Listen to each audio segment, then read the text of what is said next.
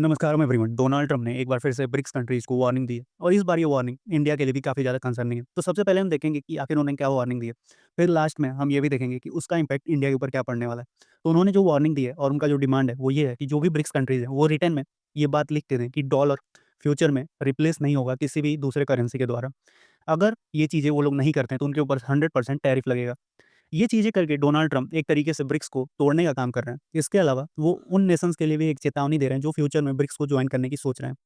ये आर्टिकल आप पढ़ सकते हैं। इसके अलावा अगर बात करें तो डोनाल्ड ट्रंप ने ये जो चीज़ें हैं वो ट्वीट के माध्यम से कही थी और यहाँ पे उन्होंने लिखा था कि the idea that the BRICS countries are trying to move away from the dollar while we stand by and watch is over. We are going to require a commitment from these seemingly hostile countries that they will neither create a new BRICS currency nor back any other currency to replace the mighty US dollar, or they will face 100% tariff and should expect to say goodbye to the sailing into the wonderful US economy. They can find another sucker nation. There is no chance that BRIC will replace US in international trade or anywhere else. And any countries that try should say hello to tariff and goodbye to America. यहाँ पे अगर आप इस tweet को ध्यान से देखें तो यहाँ पे उन्होंने साफ-साफ कहा है कि यूएसए अब पहले की तरह ब्रिक्स कंट्रीज़ को डॉलर से दूर जाते हुए देखेगा नहीं। अब ये उनके खिलाफ टैरिफ लगाएगा वो भी 100%।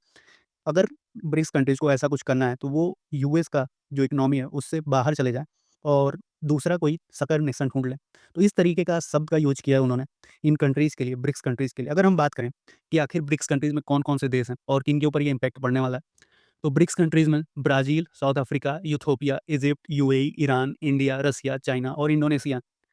अगर इसके बारे में अगर बात करें कि किसे ज़्यादा कंसर्न होना चाहिए, तो रसिया की अगर बात करें हम, तो रसिया के ऊपर ऑलरेडी यूक्रेन की वॉर की वजह से सैंक्शंस चल रहे हैं। वहीं चाइना के ऊपर जब ट्रंप आए, तो कनाडा, मेक्सिको के साथ चाइना के ऊपर भी उन्होंने 10% का टैरिफ लगा दिया है। इसके अलावा इसमें जो सबसे बड़ी इकोनॉमीज़ में इंडिया भी है और इंडिया के लिए ये चीज़ें काफ़ी ज़्यादा कंसर्निंग हो सकती है, क्योंकि अभी तक इंडिया काफ़ी ज़्यादा फ्रेंडली रहा है और अगर फ्यूचर में ब्रिक्स नेशंस के खिलाफ ऐसा कुछ वो स्टेप्स लेते हैं और उनके ऊपर टैरिफ लगाते हैं, तो इंडिया भी ब्रिक्स नेशन का पार्ट है। तो इसमें अगर वे फॉरवर्ड देखें कि फ्यूचर में क्या चीज़ें हो सकती हैं, तो अभी इसी महीने में प्रधानमंत्री नरेंद्र मोदी यूएस के विजिट पे जाएँगे और वहाँ उनके बीच में क्या बातें होती हैं, ये देखने वाली होगी। शायद वो यहाँ ये ऐसी बातें भी कर सकते हैं कि हम ये कमिटमेंट देते हैं कि हम लोग ये चीज़ें नहीं करेंगे, ब्रिक्स करेंसीज़ नहीं बनाएँगे, किसी और करेंसी की तरफ नहीं जाएँगे। लेकिन शायद वो ये भी बोले कि हम ये रिटर्न में नहीं दे सकते, क्योंकि फ्यूचर की बातें फ्यूचर पे डिपेंड करती है। क्योंकि अगर ऐसा इंडिया करता है, सारी बातें यूएसए की मानता, तो एक तरीके से इंडिया का वीकनेस भी दिखेगा।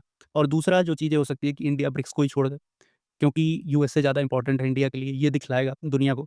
तो ये चीज़ें काफ़ी ज़्यादा इंपॉर्टेंट होने वाली हैं आगे चल के।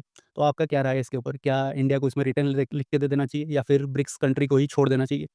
जो भी आपकी राय हो कमेंट सेक्शन में ज़रूर दें। मिलते हैं अगली वीडियो में, तब तक के लिए जय हिंद, जय भारत।